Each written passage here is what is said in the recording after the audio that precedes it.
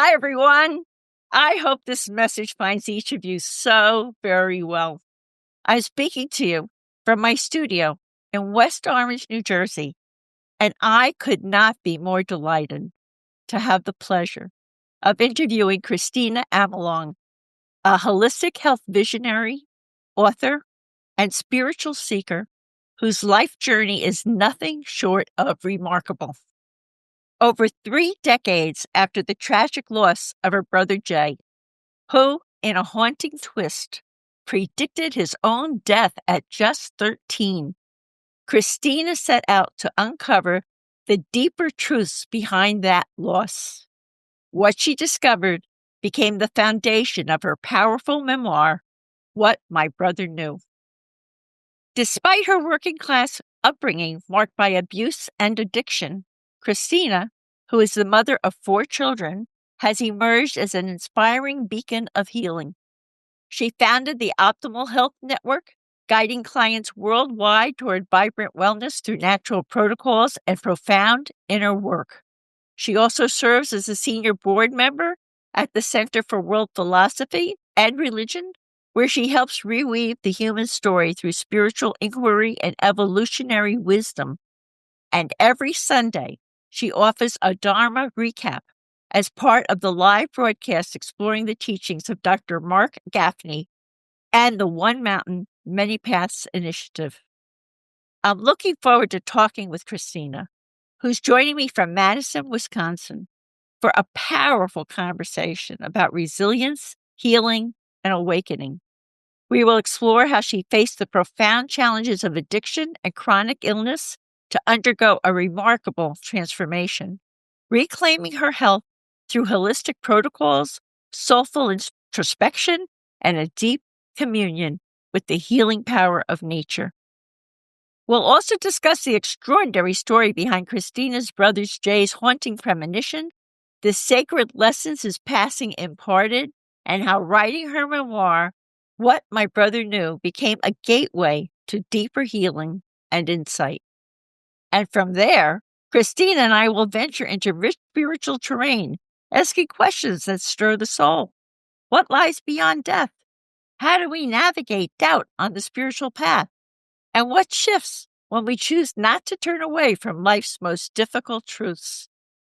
What an inspiring guiding light Kristina surely is for those of us who seek to transmute grief into healing and transform pain into rebirth. Hi there, and welcome to the Grief and Rebirth podcast. I'm your host, author and trauma survivor Irene Weinberg, here to encourage you wherever you are in your healing journey. In each episode, I chat with incredible grief and trauma specialists, healers, mediums, and celebs, as well as remarkable people who have inspiring healing stories to share. If you're looking for a podcast that's both uplifting and inspiring, you've found it. Let us help you find your joy in life.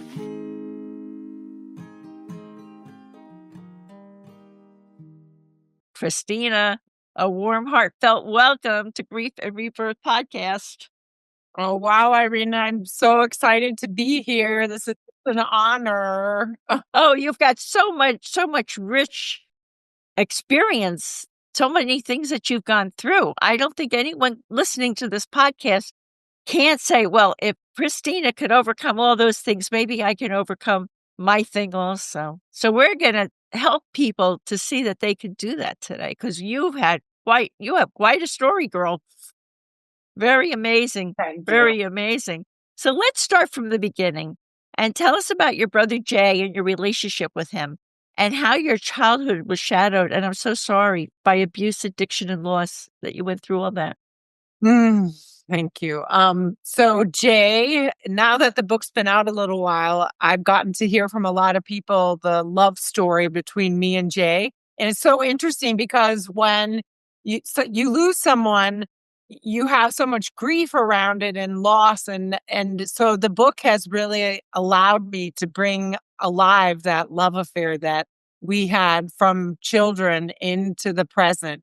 And so he was an extraordinary person. Of course, he was a little brother, so he was also, annoying and a troublemaker and these kinds of things. But as you mentioned, when he was 12 years old, he started talking about, I'm going to die. I'm going to die young.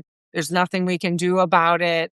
I'll be up above my body watching the paramedics try to bring me back to life. It has something to do with the green car. I want to be buried at the Neptune Cemetery in Wisconsin, a little teeny rural. Most people who are buried there were in the 1800s, plot on a hill. And then he wanted the song Stairway to Heaven by Led Zeppelin played at his funeral, right? And he was, as you learn from reading the book, he was a happy kid. He was outgoing. He was friendly. He was helpful. He was also adventuresome and constantly, doing crazy, wild things. And then when he was 13 and a half, a year and a half after he was started talking about it, he was hit by a car and killed from that. And it was a green car. And it was a green car. And what about the abuse and addiction and loss in your childhood? Were your parents both addicted people? Well, both of my biological father and my stepfather were both pretty intense alcoholics.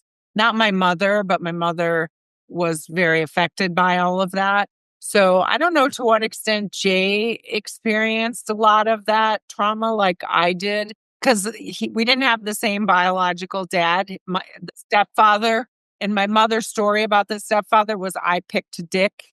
That was his name, Richard Dick. She would always say, you picked Dick, because I was traumatized by her first marriage and the violence that happened in that.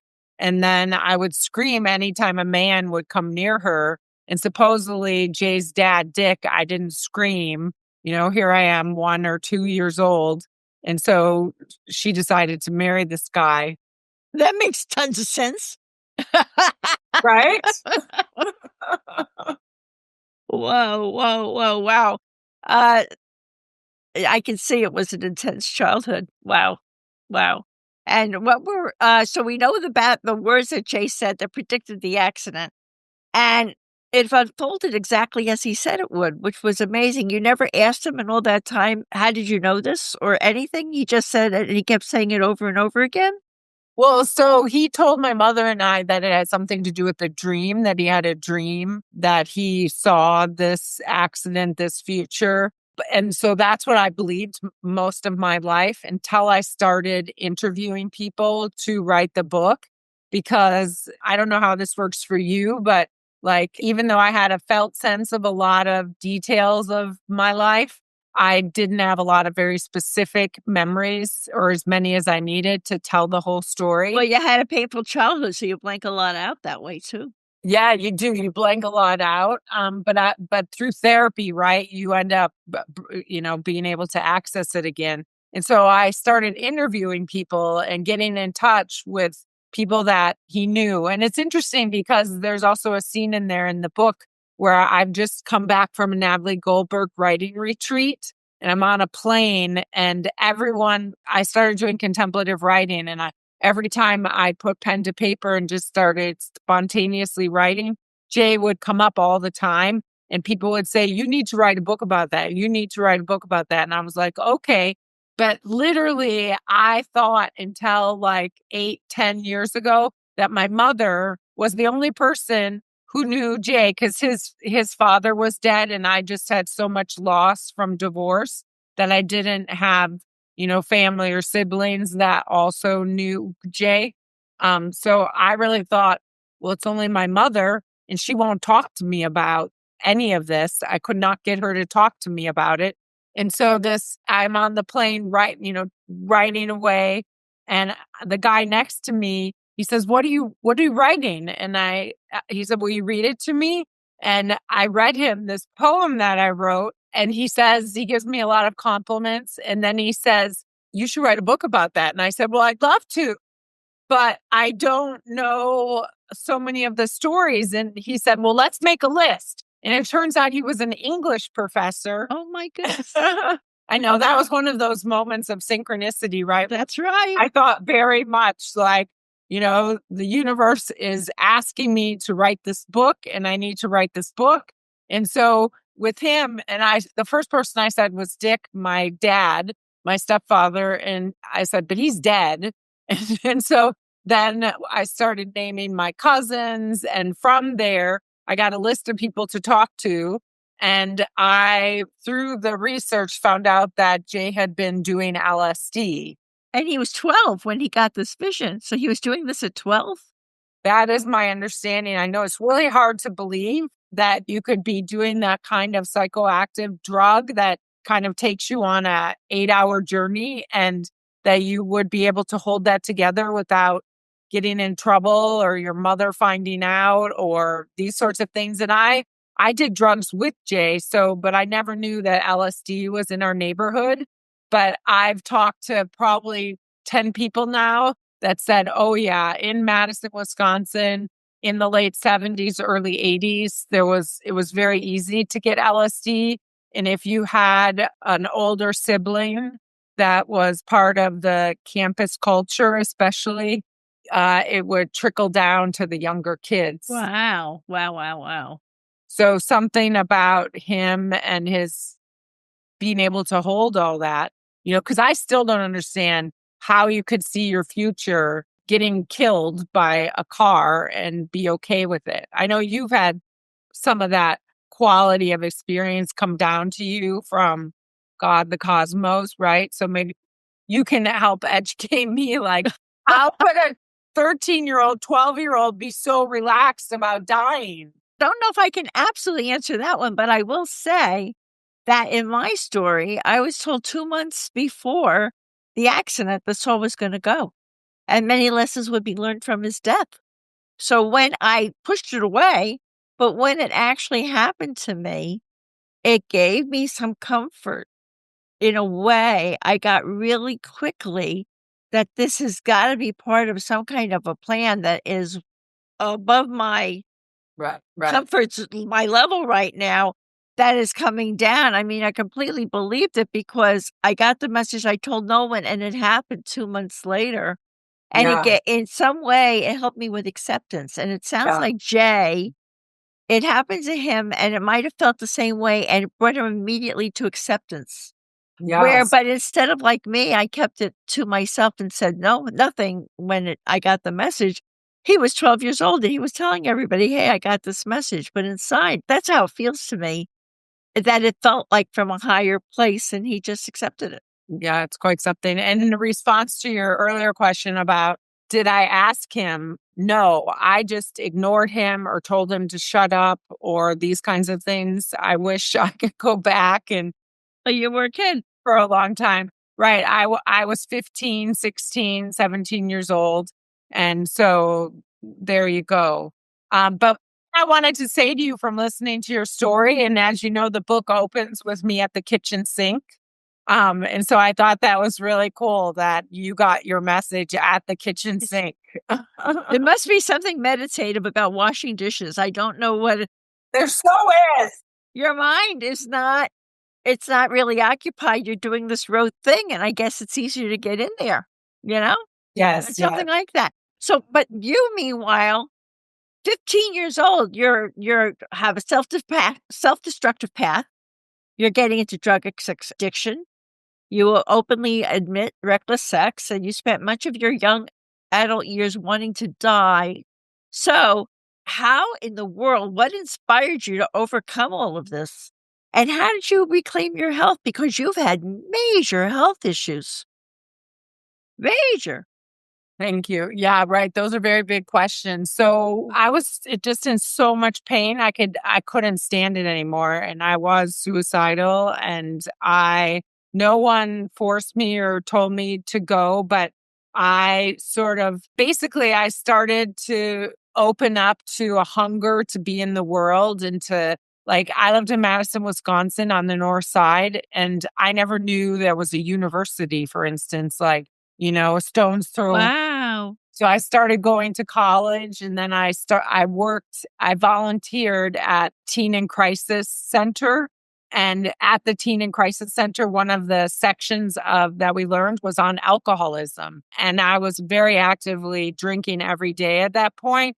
And so I went home and I told, because interestingly, at my brother's funeral, my biological father and my mother got back together. I know. So by that time, I was living again with my biological father, who I had never really lived with in my whole life, who I'm very close to now and I'm going to see. And actually, even though we're talking about the abuse and the violence around him, he's one of my best friends now. And that is something I feel so proud of. That's an indication that a lot of healing has taken place. That's one of the beauties of.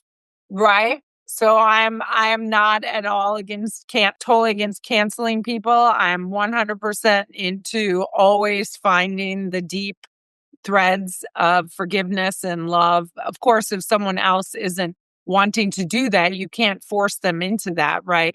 But as much as possible, right, if you're still being abusive. But anyways, so I come home and I tell my dad, "You're an alcoholic." And he says, "No shit, Sherlock."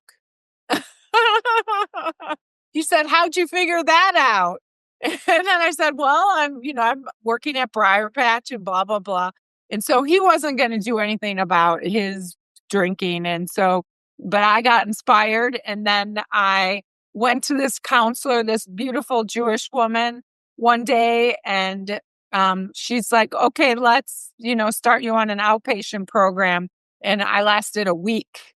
And then I just went right into, so when I had my appointment for therapy that next week, she put me into inpatient treatment. And that really made a big difference, to just be put into a place where I could work on my healing. And then I just went to 12-step meetings every day. And then I learned about reevaluation counseling. And I've just worked on my healing, developing profound healing relationships, as you are really encouraging, right? You have to have a community around you to help you face all of that. And it's so amazing that you keep getting to discover yourself and discovering your relationship with this mysterious universe that we live in, right? And all the beauty from, having this conversation with you to, taking 5 minutes to stare at those roses behind you. There's just so much awe and wonder and beauty that can fill the senses.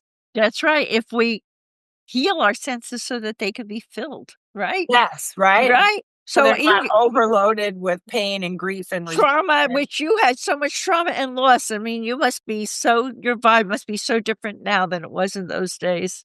I imagine it is. I would imagine. So, right. And you also reflect on the communal and ever evolving nature of grief, how grief shifts, deepens, and connects with time. Do you want to talk to our listeners about that? What you've discovered about that? Because you've grieved a lot of loss. Yeah, like I've had loss around my children. I've had loss with my mother. There's so much with the pets and the world and what's going on, everything. So I think it's just that you talk about it, you share about it, and also you don't feel a victim about it. I think that's a really important part of it. Like, I'm never a victim. I am a co-creator of my life with the cosmos. And it's a concept that James Finley also taught me. He's a Christian mystic, and he studied with Thomas Merton. And he talks about the intersection between trauma and spirituality.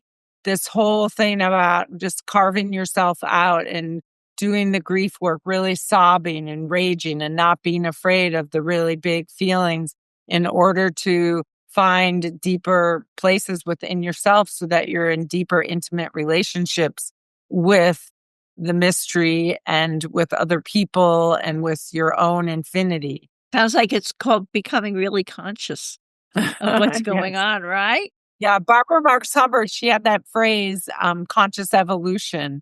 And I think that, yes, very much so. I think people who are listening to this podcast, and a lot of people in the world, are starting to do some conscious evolution. Yes. There are shifts going on, right? Yes. So speaking of conscious, let's talk about your book, What My Brother Knew. It's about your life after. There it is, everyone.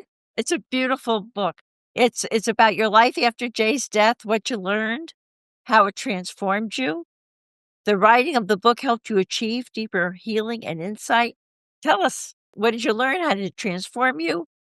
And how did it help you to heal? Well, a big part, and it's referencing what I've in part said, is the new connections I have with so many different people that knew my brother. So suddenly, because in my life, there was always so much like, you have a divorce, you never ever talk to that person or those stepchildren and ever again, right? It's just gone. And so suddenly, for instance, I had a big Halloween party at my house and there was about 60 people here. And four of the people for the first time, because I've had these parties before, came and they were my brother's friends. I know, right? And a bunch of people at the party who have known me for a long time read the book. And so suddenly you have this coming together of my past and my present and all different parts of my life. And you just see and feel the joy that people are experiencing from living this story, this magical story of my whole life and the way that my brother has influenced me and is part of me and now part of all the people who are reading the book. And boy, oh boy, so many of the people that knew my brother who I lost contact with when he died, or never knew because they were his friends and I just didn't know them. They also are saying, we didn't get to heal from Jay's death and have read the book 2, 3, 4 times. And they're like, oh my goodness, I'm now getting to heal in ways that I didn't get to before. So one thing I have to say is that if you don't heal, the healing is there to be done. We always have this opportunity to heal things that we haven't healed from before. So I'm finding that it's so fulfilling to be part of that for other people. And then that in turn helps me heal. That's beautiful. That's beautiful. And there's also a beautiful story in your book about your efforts to care for and repair your troubled relationship with your mom, who was so grief-stricken and terminally ill. Do you want to tell us about that and add anything you'd like everyone to know about your wonderful book? Thank you. My mom does play a big role in the book, and it's funny, I have some grief coming up right now. My mother, she was much older when all of this was happening for Jay telling. And so and I think this is the first time I really come to this or felt this, like she really wanted to stop it. But you can't, she had no context. She had no community. She had no spiritual group. It was a raised poor working class neighborhood without much resource and she couldn't stop it. And so she, A, was devastated by losing her son and B, I think felt terribly, terribly guilty. And then also there's a story in the book about her mother coming that first night and she was holding on to Jay's sweatshirt, just like gripping it for dear life, right? And her mother walks right up to her when she comes in the door and rips the sweatshirt out of her hand and says, you're going to need to get over this fast. Oh my God. And so part of an intergenerational attitude towards grief and healing and what we look at and what we don't look at. So whether it was the depth of her despair and feeling responsible or whether it was the culture she came from, anyone that I talked to, her sisters, her friends, her ex-boyfriends, did she talk to you about this? Even at the time, did you hold her while she sobbed her heart out about losing her son and always, no, no, no, your mother wouldn't talk about this at all. I know, right? So her last words to me, she died of COPD, which she started really struggling with in like 2018. And then luckily she transitioned right before, like a month before COVID hit. But her last words to me, because she really wanted to live, she didn't want to die. And she had disowned me, but I was still right there with her because I was not about to lose the opportunity to be with my mother in her last days because it's such a precious time, right? So I was with her every day and I was helping her through her process. But there was multiple things that we were trying to do, like see an alternative health practitioner, or I got her a Beamer mat that she was using, different things like that. But so we were having a lot of conversations, and she really didn't want to die, and she didn't want to go on morphine, because we had heard that as soon as when you're in hospice and they put you on morphine, that really hurries the transition. But there she was on morphine, and which was fine, right? Because she was drowning in her own lungs. And that's a horrible experience. But I had left to go walk my dogs and a couple other things. And I came back a couple hours later. And the day before, I had arranged to have her sisters there, and we played cards and we had a meal. And I brought them there because, your sister's dying. We need to all be together. And I come into the room the next day, and she looks at me out of her morphine stupor, and she wags her finger and she says, "Stop telling people I'm dying. That's your thing." Oh my goodness. Those were Wow. her very last words to me. It was so sad. But I do get to tell this story, so she did gift me in that way. Wow. She never found death's gifts, that we have a soul, that we're infinite, that we, Well, you changed the legacy, didn't you? I You've say, definitely changed the legacy. oh, But the intergenerational pain, you stopped it. thank you. It went from your grandmother to your mother, and it stopped with you. Thank you. Yes. Right? So I have a similar story. There's been a lot of intergenerational pain, and I'm the one in my part of my world that stopped that legacy. Good for you. And good for you. You know what else? And good for your 4 children, Thank right? So I want to know, let's venture into this. Well, actually, I first want to talk to you about the signs Jay gave you. He gave you and your mother some amazing signs, right? Yeah. I mean, So there's even a story about muddy footprints and a heart on a velour chair that could not have possible. Where the heck did that come from? You want to tell us about some of those signs?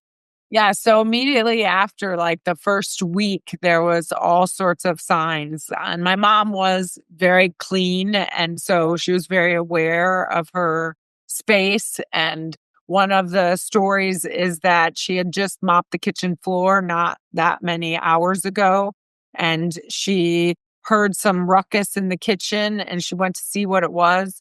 Because we did live in a neighborhood where we had an open door policy, and, it wouldn't be surprising if kids came in, but there was no kids coming in once Jay died.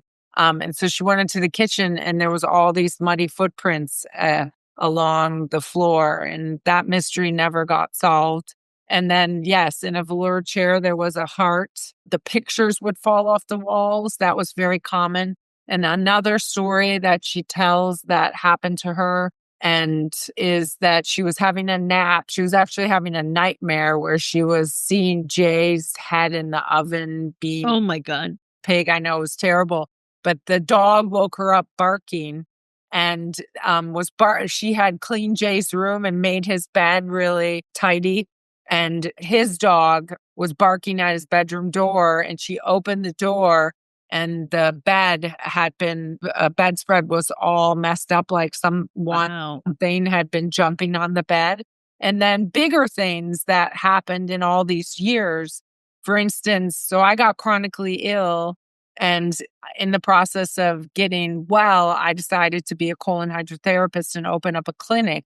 And one of the first clients that came to me was a guy who had the same name as my brother, Jay Phillip, and the same accident as him. He had been hit by a car while riding his bike, and he was looking for someone to open a website. And this was in 1998.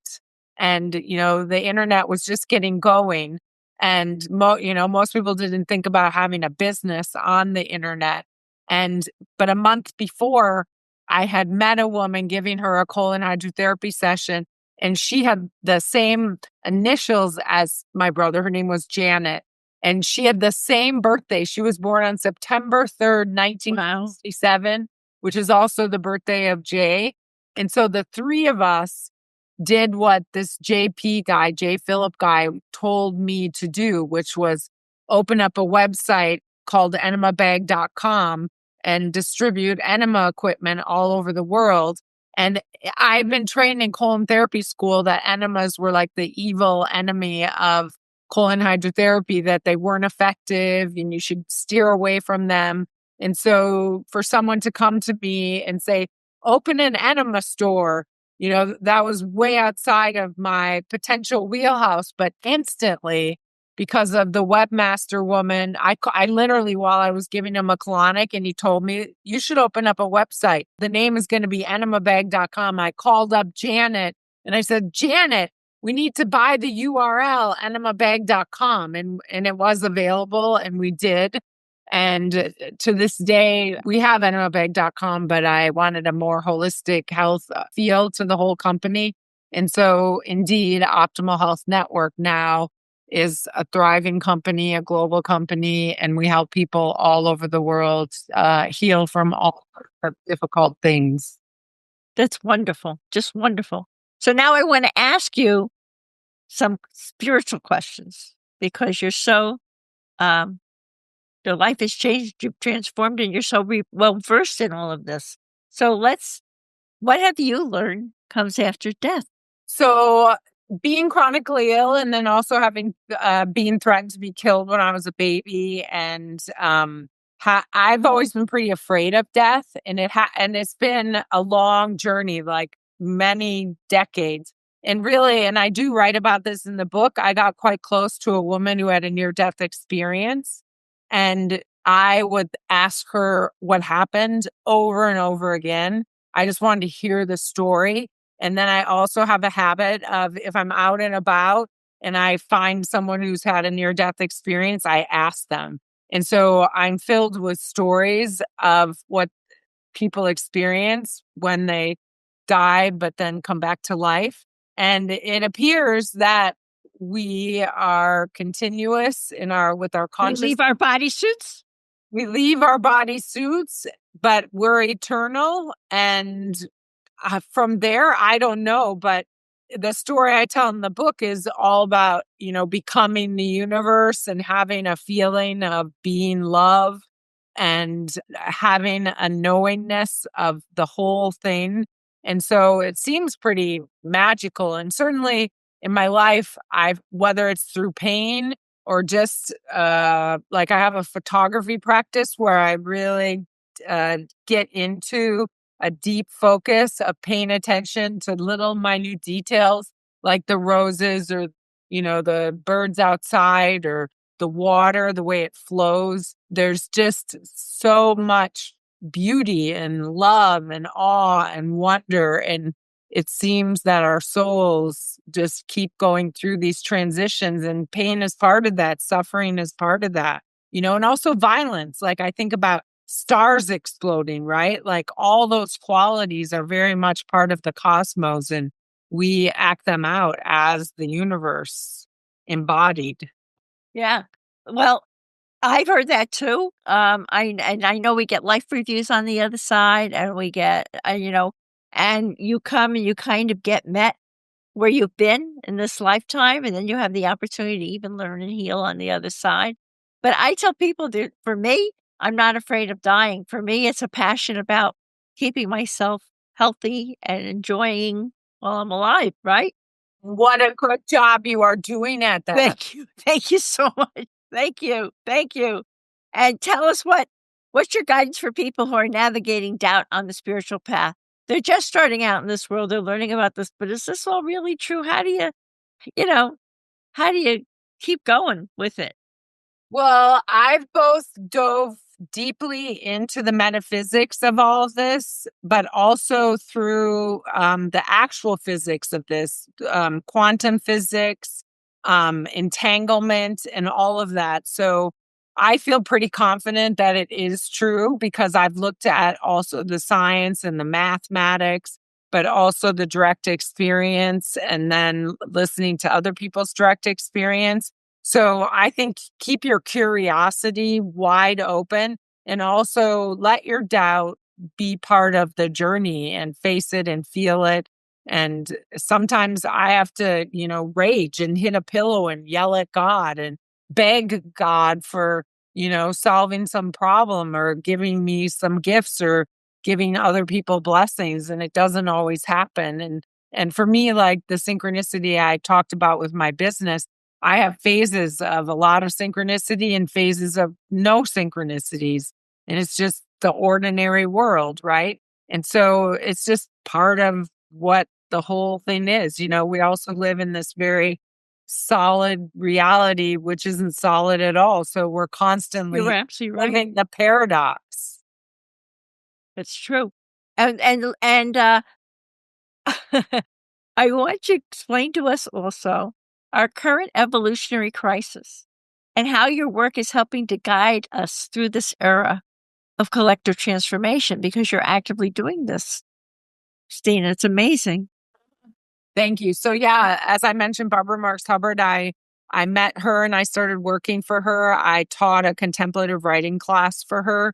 And then through her, I met Dr. Mark Goffney and the people at the Center for World Philosophy and Religion, Ken Wilber, and a bunch of other people who are working on basically trying to synthesize the best of all the wisdom traditions, the religious traditions, the scientific traditions, and bring forward a story that isn't a materialistic story, that isn't like Yuval Harari saying, we make up reality, we make up stories, nothing's meaningful, it's all made up and everything's material, and really change that story and help people connect to the reality that this isn't a material world and that it's driven by love and eros and mystery, and to help bring that into the world through the Great Library. We're writing over 100 books and delivering those into culture.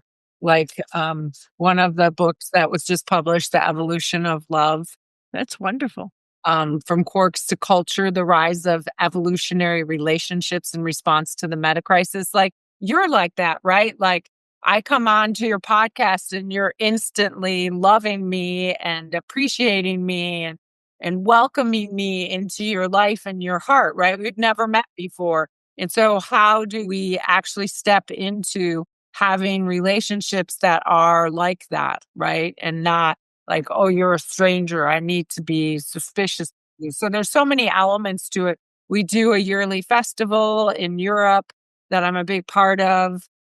We do that every Sunday live broadcast at noon Central Time, One Mountain, Many Paths. And we have a board meeting every year in Vermont. We're doing bi-yearly symposiums at Maple, which is a monastery in the White Mountains or Green Mountains in Vermont, which is the Maple stands for the Monastic Academy for the Preservation of Life on Earth. Just like, so many people don't face their death, so they don't get the gifts of death. So if you don't face the evolutionary crises we're facing, whether that's through AI or extinction events with animals, insects, etc., you don't get to think freshly about them. That's wonderful, though. You're really opening people's minds, giving them new perspectives, right? And then they get to choose if they want to stay with the old thoughts or, maybe this is something really great to this, right? So, and I want to also ask you, because healing is a passion on this podcast, please explain why refusing to shy away from difficult topics is transformative, because that's part of healing, and gives us power. And why is healing from grief and other issues so important for each of us? Yeah. Well, I wouldn't have gotten out of my alcoholism if I hadn't been willing to face difficult things and face like the self-hatred and the feeling super afraid of death. I wouldn't have written the book if I hadn't been willing to, even though my mother said, there's not something we talk about, being willing to talk about it. I wouldn't have had this opportunity to meet Jay's friends and help them heal from the event if I wouldn't have opened up to the pain of my life. So it just goes on and on and on. There's just more inner life and when your inner self isn't clogged up with resentments and hatred and fears and And all that, and old messages, and right, and all that, right? And what is the Kristina tip for finding joy in life? And why do you say the universe delights in our becoming when we find joy?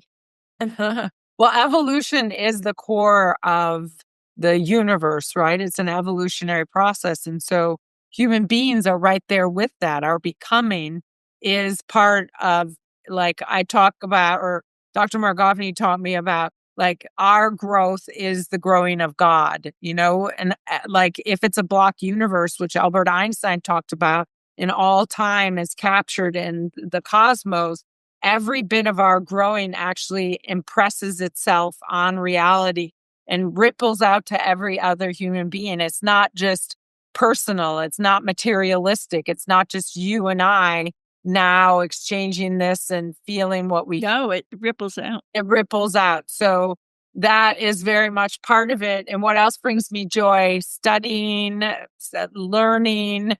I studied the piano. I love playing pickleball. That brings me a lot of joy. Loving people, making relationships, healing relationships, learning about longevity, helping my clients, walking my dogs. I just started bird watching more, learning about all the birds that come through in the migration and was Oh, amazing. It sounds to me like you've moved from all that trauma and stuff that was holding you down to now with acceptance, non-judgment.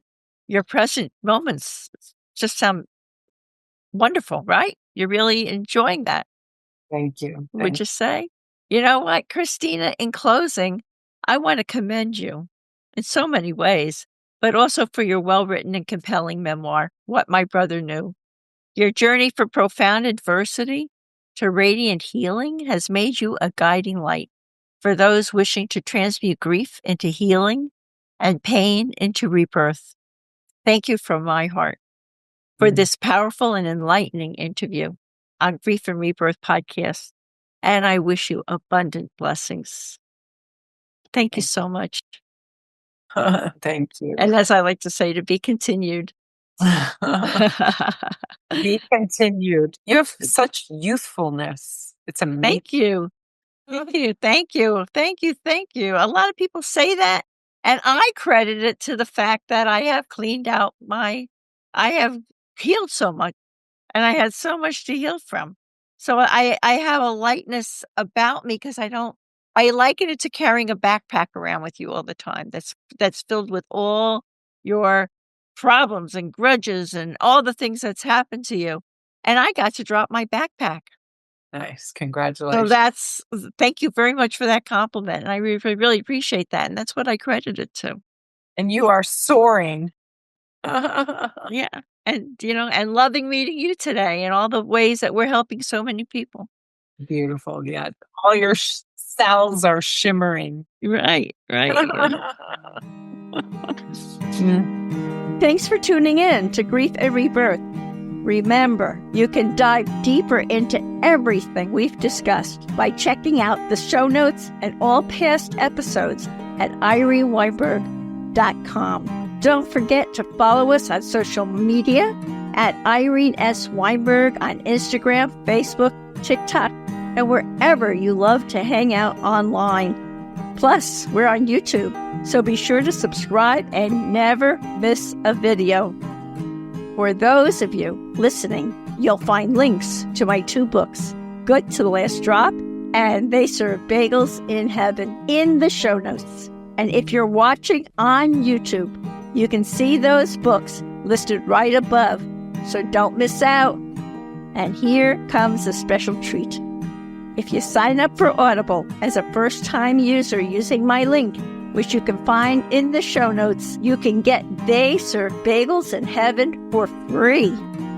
And finally, people often ask me what I read, what I use, and what I recommend for healing and self-care. So I've carefully curated a compilation of those items to share with you. You can head over to kit.co/Grief and Rebirth to check them out.